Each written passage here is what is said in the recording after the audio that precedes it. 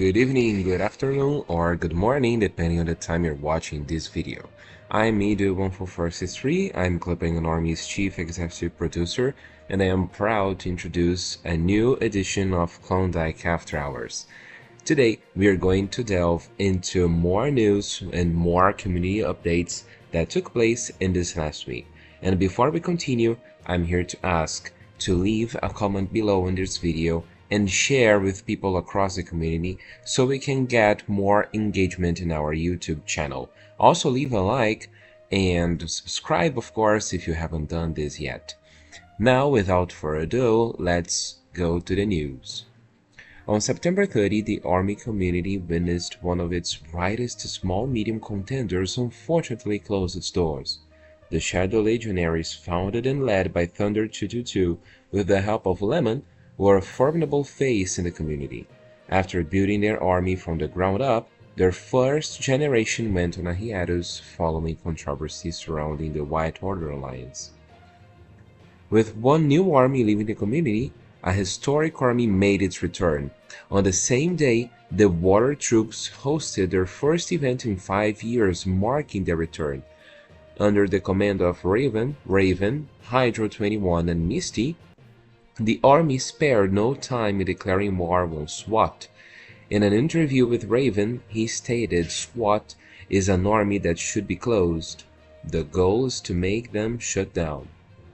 Well, evidently they have their eyes set on a triumphant victory, but do you think they can achieve their aspirations? Moving on to more upsetting news, Templars legend and former leader Dawn Ables stepped away from the Templarian command on September 29. Following an upsetting 15-1 loss versus White Troops, it was evident there was change needed within Templars. So for the first time since summer 2023, Dawn assumed the role of Grand Prior. Much like her retirement previously, Dawn's induction was rather quiet, and during her time, TCP was mainly focused on rebuilding their nation, which has been successful so far. We at CPA, of course, wish Dawn a happy retirement and good luck with her future endeavors. On September 27, ACP celebrated its 19th anniversary, being older than most community members nowadays. The Clover celebrated this fantastic milestone, with events spanning the month of September, as well as opting to return their Discord to mirror JAT's format. ACP seems optimistic for the future, and we know they'll have plenty of luck no matter what they decide to do.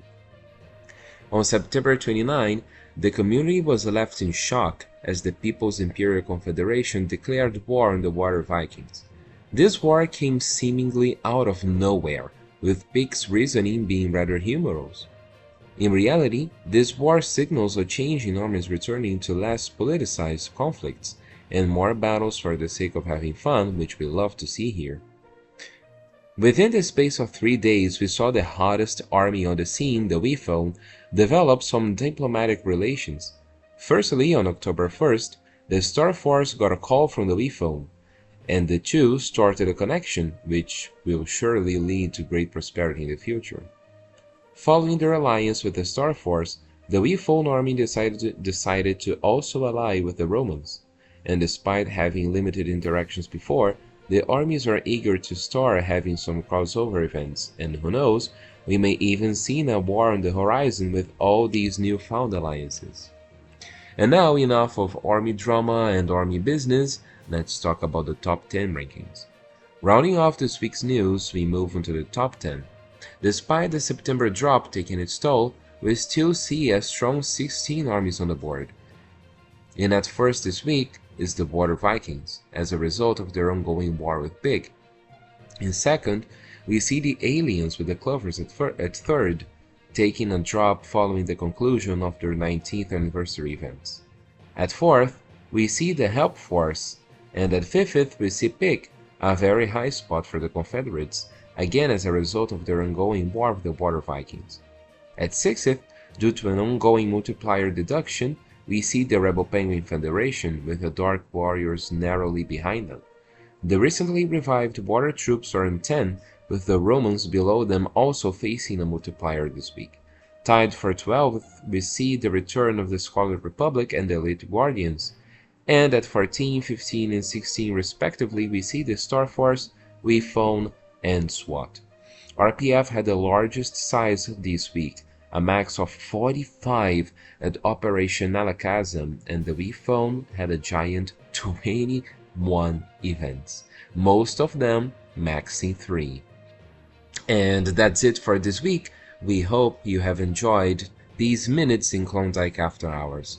Stay in touch with CPA as much more content will be released during this week, and who knows what else will happen in the community this week. So, as I said, stay connected to us and see you next week. Goodbye.